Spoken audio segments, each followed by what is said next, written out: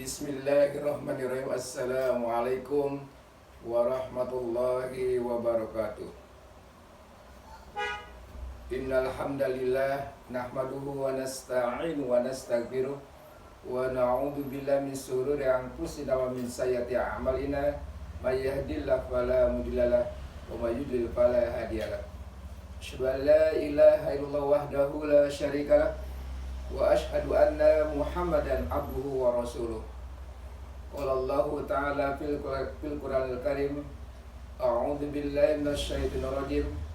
Ya ayyuhalladzina amanu taqullaha haqqa tuqatih wa la tamutunna illa wa antum muslimun. Ma'asyiral muslimin wal muslimat rahimakumullah. Kita berjumpa lagi di acara Sanabil Ilmu, yaitu butiran-butiran ilmu di bulan-bulan penuh barokah menuju bulan Ramadan yang akan kita hadapi tinggal berapa hari lagi. Mudah-mudahan kita disampaikan kepada Ramadan. Allahumma barik nafi Sa'ban wa baladna Ramadan. Kalau kita melihat dari ibadah yang ada dalam rukun Islam, yaitu rukun Islam yang pertama syahadat, kedua sholat, ketiga zakat, keempat saum, kelima ibadah haji. Saum adalah merupakan ibadah yang sangat ikhlas karena langsung hubungannya dengan Allah Subhanahu wa Ta'ala. Ada program Allah dalam ibadah saum, yaitu sedang merubah tentang nafsu-nafsu manusia supaya kembali kepada fitrah yang Allah kehendaki. Karena pada diri manusia itu ada dua potensi yang pasti menyertai di dalam jiwanya. Sebagaimana disebutkan dalam surat As-Saff, wa nafsi wa ma sawaha fa'alhamaha fujuraha wa taqwaha qad aflaha man zakkaha wa qad khaba man dasaha. Demi jiwa dan disempurkannya, maka pada jiwa itu ada dua potensi.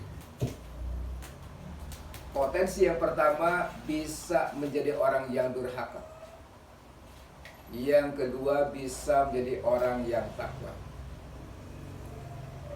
Potensi inilah sebetulnya yang sudah dikondisikan oleh Ramadan supaya kita berubah dari fujuroha menjadi orang yang bertakwa. Karena kalau lihat ujung ayat tentang Ramadan, ternyata ujungnya adalah supaya kita menjadi orang bertakwa. Sebagaimana ayat yang sudah kita hafal semua, surat Al-Baqarah ayat 183, ya ayyuhalladzina amanu kutiba alaikumusiyam kama kutiba alal ladzina min qablikum la'allakum tattaqun. Hai orang yang beriman, telah diwajibkan pada kalian adalah ibadah saum sebagaimana diwajibkan pada orang-orang yang sebelum kamu, supaya kamu menjadi orang yang bertakwa. Ternyata orientasi akhir dengan ibadah saum itu adalah supaya manusia menjadi takut sama Allah. Maka salah satu supaya manusia rubah jadi takut apa? Ketika mampu mengarahkan hawa nafsu. Karena ketika hawa nafsu jadikan Tuhan, itu akan membuat kita dikalahkan oleh hawa nafsu.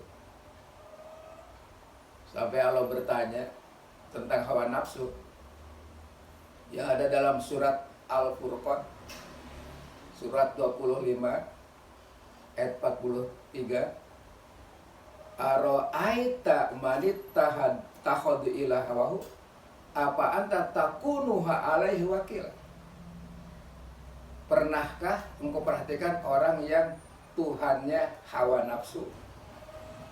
Bisa nggak dikuasai kalau sudah Tuhannya hawa nafsu? Yang kedua, di surat Al-Jasiyah, surat 45, ayat 23, awal juga sapa. Apa ra'aita manittakhadha ilahahu hawahu. Apakah kamu perhatikan orang yang menjadikan Tuhannya hawa nafsu?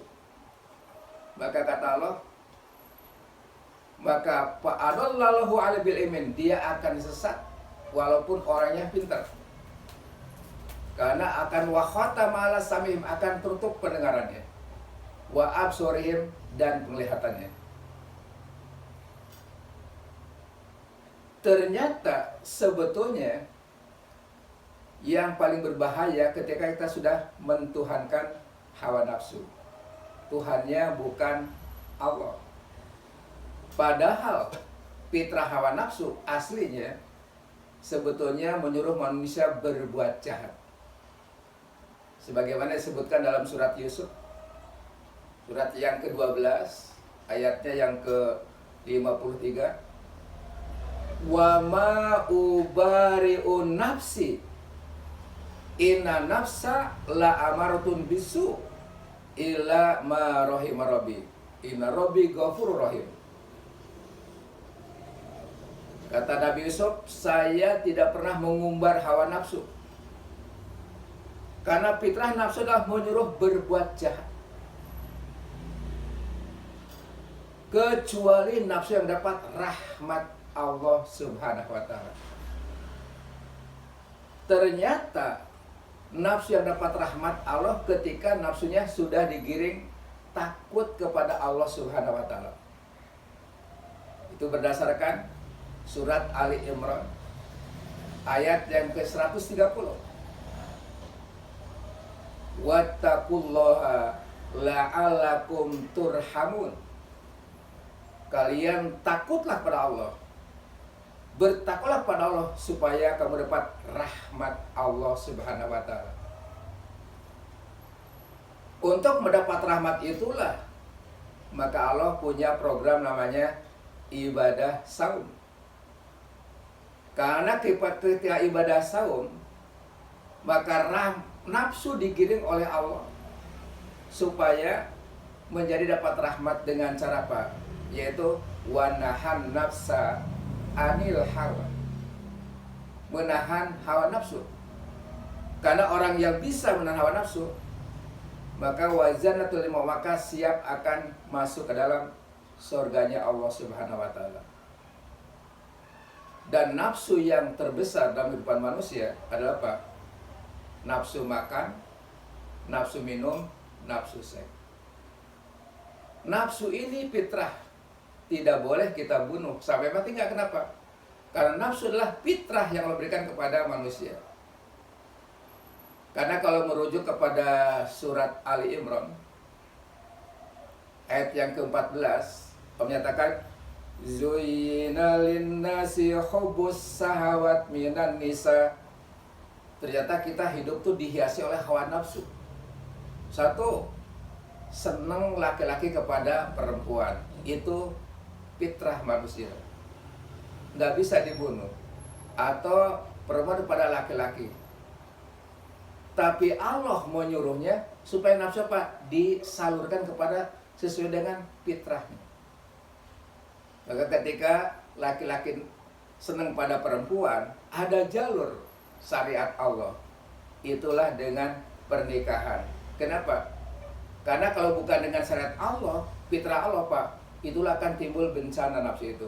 Maka dibikinlah aturan laki-laki nikah sama perempuan itu, Pak, sedang menyalurkan hawa nafsu, tapi sesuai dengan fitrah yang Allah tentukan. Dan ketika sudah punya perempuan, disebutkan Yuyina linnasi hubbul masa wal banin. Begitu sudah menikah, pasti ada keinginan nafsu ingin punya anak. Maka punya anak itu merupakan bagian dari hawa nafsu. Setelah anak, wal muqantarati minah wal fidoh, perhiasan, baik emas atau perak. Kemudian juga Wal ham sama kendaraan. Wal an'am binatang ternak. Wal harz sawar. Tapi Allah di ujungnya Pak, dalikal mataul hayatud dunya, itu hanya nafsu keindahan dunia saja, belum tentu akan selamat ya. Tapi indah husnul, ada sisi Allah yang terbagus ketika apa? Ketika nafsu sama perempuan, maka disalurkannya pakai aturan Allah, maka nafsu menjadi baik sisi Allah. Ketika punya anak, anaknya adalah untuk Allah, jadi anak yang soleh. Ketika punya perhiasan adalah bukan untuk kesombongan, untuk supaya kita taat duduk sama Allah. Begitu punya kendaraan, punya ternak, sawah ladang, kalau itu diarahkan, maka nafsunya adalah sudah menurut kepada Allah. Itulah yang dapat rahmat Allah Subhanahu wa Ta'ala.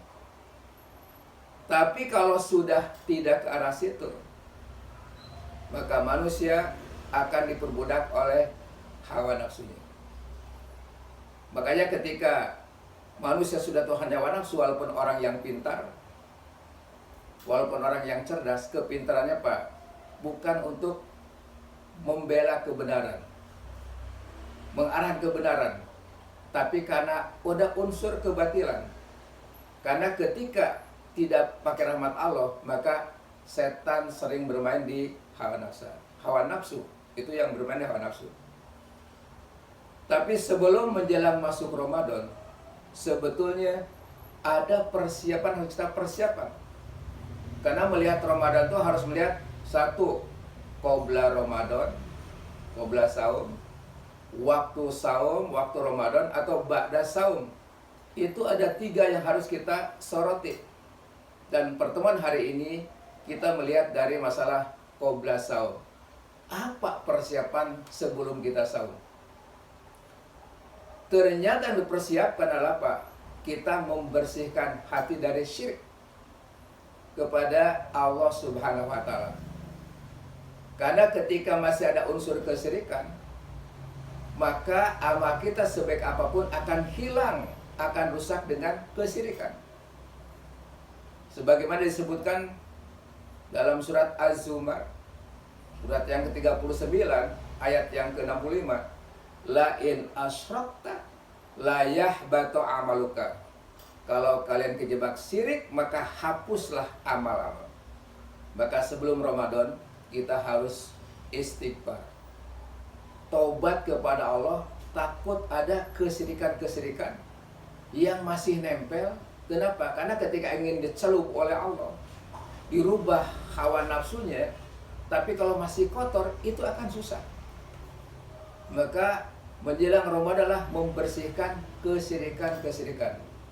Itu yang pertama. Yang kedua, meluruskan peribadahan yang sesuai dengan tuntunan Rasulullah. Karena ternyata ketika ibadah kita sembarangan, tidak ada tuntunannya, itu amal kita juga tertolak, tidak tercatat. Sebagaimana disebutkan dalam hadis riwayat Imam Muslim, man amila amalan laisa alaihi amruna fahuwa radun. Maka barang siapa yang beramal tapi amalnya tidak ada dalil dari Rasulullah, tidak ada petunjuk Rasulullah, ngarang sendiri, maka itu akan tertolak amalnya. Ternyata dengan tersyirik, dengan syirik hilang amal. Dengan kita tidak gitu pola Rasulullah juga bisa hilang amal. Tapi juga ada hubungan tadi kepada Allah, kepada Rasul, juga hubungan kepada manusia. Ternyata orang yang hubungan kepada manusia kurang bagus, atau amalnya di manusia, itu pun akan hilang amalnya. Itu yang disebut namanya Arya. Ternyata Arya itu beramal bukan karena Allah, tapi karena manusia. Makanya kalau lihat surat Al-Ma'un, ternyata ada orang yang sholat tapi hilang amalnya. Kenapa? Karena riya. Ara'aital ladzi yukadzibu biddin fadzalikal ladzi yad'ul yatim wa la yahuddu ala ta'amil miskin Fawailul lil musallin alladzina hum an salatihim sahun alladzina hum yura'una wa yamna'unal ma'un. Ternyata orang yang sholat karena lalai dan karena ria itu bisa menghilangkan amal itu. Sampai disebut sholat masih celaka, karena celakanya hilang amalnya. Maka ketika akidah kita dibersihkan, ibadah kita diperhatikan, akhlak kita luruskan hanya kepada Allah, ini sumber yang akan menghapuskan dosa kita selama Ramadan. Karena lihat dalam hadis itu, bainas sholat was sholat kiparatun. Antara sholat ke sholat adalah penghapus dosa. Itu harian. Bainal jum'ah wal jum'ah kiparatun. Antara sholat Jumat dan sholat adalah penghapus dosa. Itu mingguan. Tapi ada tahunan. Yaitu apa? Bainasya wasyam kiparatun. Antara saum kepada adalah penghapus dosa. Dihapusnya hanya dua. Dengan saum, dengan sholat tarawih. Karena lihat di hadisnya, dua-duanya riwayat Imam Muslim. Man soma Ramadana imanan wahtisaban ghufira lahu ma taqaddama min dzanbihi. Siapa yang saum di bulan Ramadan dasarnya iman dan mengharap dari Allah, Allah hapuskan dosa 1 tahun yang telah lalu. Berarti itulah penghapus dosa tahunan lewat saum. Yang kedua lewat salat malam tarawih. Kan di hadis apa? Man qoma Ramadana imanan wahtisaban ghufira lahu ma taqaddama min dzanbihi. Siapa yang sholat berdiri bulan Ramadan itu tarawih, dasarnya iman, maka itu akan hapuskan dosa. Sebetulnya kalau kita lihat perhatikan, Allah sudah punya metode menghanguskan dosa lewat sholat, lewat Jumat, lewat saum. Bahkan kalau punya uang adalah lewat haji, lewat umroh. Pada hadisnya apa? Bainal umroh wal umroh kiparatun. Antara umroh ke umroh adalah penghapus dosa. Tapi ketika haji nggak pakai baina, tapi al haju mabrur laisal jaja illal jannah. Haji yang mabrur nggak ada bahasa Pak langsung dapat surga, karena haji itu tidak diulang-ulang, cukup 1 kali, makanya tidak bainal haj wal haj. Tapi kalau umroh boleh berulang-ulang. Tapi semua ulama sepakat sebetulnya dosa yang dihapuskan oleh saum, oleh sholat, oleh umroh, sebetulnya itu ulama siapa? Dosa-dosa yang kecil. Karena dosa yang besar itu tidak cukup itu, tapi harus ada taubatan nasuha, taubat yang serius, baru akan dihapuskan. Itu berdasarkan surat At-Tahrim surat ke-66 ayat ke-8. Ya ayyuhalladzina amanu tubu ilallahi taubatan nasuha asa rabbukum ayyukaffira ankum sayyi'atikum. Hai orang-orang yang beriman, taubatlah dengan taubat yang serius. Mudah-mudahan taubat Allah hapuskan keburukan Anda. Ternyata dengan taubat yang serius. Maka dalam hadis riwayat Imam Muslim dari Al-Ghori Al-Mujani, sampai Nabi manggil pada seluruh manusia, ya ayuhan nas, hai manusia, tubu ilallah, kalian taubatlah kepada Allah. Karena kata Nabi, wa inni atubu ilallah fi kulli yaumin mi'ata marah. Saya saja, kata Nabi, taubat kepada Allah dalam 1 hari 100 kali bertobat. Dan mengucapkan subhanallah wa bihamdi astagfirullah wa atubu ilaih. Pagi habis subuh 100 kali, sore habis 100 kali. Bayangkan, Nabi saja yang sudah jadi masuk surga, setiap salah diperintah oleh ayat masih bertobat, gimana kita? Maka kenapa Ramadan sampai disebut dengan marhaban ya Ramadan, selamat datang Ramadan? Kenapa? Karena Ramadan akan menghanguskan dosa kita dan memperbanyak amal kita. Karena amal bulan Ramadan Allah lipatkan 10 kali lipat dari biasanya. Karena dalam Islam itu satu kebaikan minimal 10 kali lipat. Tapi bisa sampai 700 lipat kalau kaitan dengan masalah infak. Karena kalau lihat surat yang ke-6 Al-An'am ayat 160, man ja'a bil hasanati walahu asru amsalihah. Siapa yang berbuat kebaikan Allah kan 10 kelipat dari pahala. Tapi wa man ja'a bis sayyiati, kalau yang berbuat yang berapa? Wala yujza ila, dibalas sesuai dengan kejahatan, cuma satu kejahatan. Maka disitulah ternyata hari ini hubungan sama Allah harus bagus, tidak sirik. Hubungan Nabi jangan sampai kita ngatur Nabi. Kenapa? Dalam surat Al-Hujurat surat 49 itu nggak boleh. Ya ayyuhalladzina amanu la tuqaddimu bainallah wa rasulih. Jangan suka menilai Allah dan Rasulnya dalam bersikap, berpendapat. Dahulukan pendapat Allah dan Rasulnya. Jangan kita ngotot dan pendapat kita merasa benar pada apa? Pada pendapat Allah, itulah yang benar. Dan juga yang harus kita, ketika sudah syirik bersih, hubungan dengan nabinya bagus, tapi juga hubungan dengan manusia. Kenapa? Karena pun akan mengganjal kotornya hati kita. Satu, hubungan anak dengan orang tua dengan anak, dengan saudara, dengan tetangga, itu namanya hablum minanas.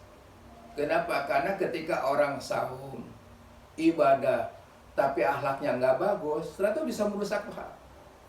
Ada satu hadis, kenapa ditujukan kepada ibu-ibu perempuan? Kanat pulanah, kata Nabi, pada seorang perempuan, wapin nahari hiyatasum, siangnya rajin saum, wapil laili hiyatahajud, malamnya rajin tahajud, tapi walakin yudijironahu bilisanihi hiya pinnar. Seorang perempuan yang siangnya saum, malamnya tahajud, tapi mulutnya ngomongnya menyakiti tetangganya, dia bisa masuk ke dalam neraka. Kenapa? Berarti ibadahnya tidak mantu kepada akhlak. Itulah pantulan akidah yang betul, akhlak. Pantulan ibadah yang betul, akhlak. Pantulan sudah Pak kepada akhlak. Ternyata ibadah suatu Pak sedang kita dibikin supaya akhlak kita baik. Makanya kalau kita lihat sampai definisi saum, al-imsaku minal lagwi ropas, menahan tidak berbuat lagu dan ropas. Dan ketika saum masih ngomongin orang, akhlaknya masih ngomong yang kasar, menghina, itu akan rusak saumnya. Di hadisnya, man lam yada kalau jurin au amal wajahlah paling sajitin to'am wasarabahu. Siapa yang tidak bisa jaga omongan yang kotor, perbuatan yang bodoh, Allah tidak akan menghargai lapar dahaganya. Maknanya Pak, tidak dapat pahala. Persiapan inilah yang harus kita persiapkan sebelum menjelang Ramadan. Minta sama Allah, takut ada kesedihan yang masih nempel. Juga kita mohon sama Allah supaya kita meluruskan ibadah kita yang tidak ada contoh-contohnya, kita nggak usah lakukan, cari ada contohnya. Dan juga cek hubungan kita dengan manusia. Jangan-jangan kita benturan dengan tetangga, saudara yang tidak akur. Kenapa? Karena hukumnya haram. 3 hari itu tidak akur sudah tidak haram. Sampai di hadisnya Pak, la yahilul muslim ayah jur'ahahu waqo salasin, tidak halal, berarti haram. Seorang muslim tidak akur lebih dari 3 malam. Bayal takiyani wairuhada, kalau ketemu yang satu berpaling. Wairuhada yang satu berpaling. Kata Nabi, wa khairuhuma alladhi yabdu bisab, yang terbaik yang berangkat damai. Maka hari ini sebelum kita saum, damaikanlah hubungan kita dengan keluarga, saudara, tetangga. Jangan sampai kita Allah ingin membersihkan batin kita, tapi batin kitanya kotor. Sebagaimana kita ingin mencelup baju, kalau bajunya kotor, maka hasil tidak akan bersih. Kenapa? Karena kotor, sebagai kainnya kotor. Maka Allah ketika mencelup dengan Ramadan, bersihkan dulu. Karena Ramadan itu mirip seperti kupu-kupu. Kupu-kupu itu ingin dirubah. Ketika di kupu-kupu, kesenggol, benjol, gatal itu. Nempel di pohon dirusak. nempel di akar, rusak akar ketika jadi ulat. Tapi supaya berubah karakter, maka ulat tadi dia berpuasa, tidak makan, tidak minum, membungkus dirinya. Itulah yang jadi namanya kepompong. Begitu sudah jadi kepompong, barulah rubah jadi kupu-kupu. Saum itulah sedang merubah ulat supaya jadi kupu-kupu. Gimana kita jadi kupu-kupu? Orang lihat, karena warna macam-macam indah. Rata-rata orang suka sama kupu. Kenapa? Karena keindahannya. Tapi coba waktu jadi ulat, banyak orang tidak suka. Melihatnya juga cici, takut kasih. Kenapa? Ternyata rubahnya ulat lewat saum. Itulah kita pun akan berubah ketika apa? Luruskan akidah kita, ibadah kita, akhlak kita, itu akan berubah. Dan itulah tujuan akhir la'alakum tattaqun. Itulah sebagai awal dari kaitan dengan saum, yaitu persiapan sebelum saum. Insya Allah pertemuan berikutnya akan membahas di saat kaitan dengan fungsi ibadah saum dalam kehidupan, dan nanti adalah setelah saum. Itu saja pada pertemuan yang awal tentang saum. Maka kajian kita tutup di tempat majelis. Subhanaka Allahumma bihamdik asyhadu an la ilaha illa anta astaghfiruka wa atubu ilaik. Assalamualaikum warahmatullahi wabarakatuh.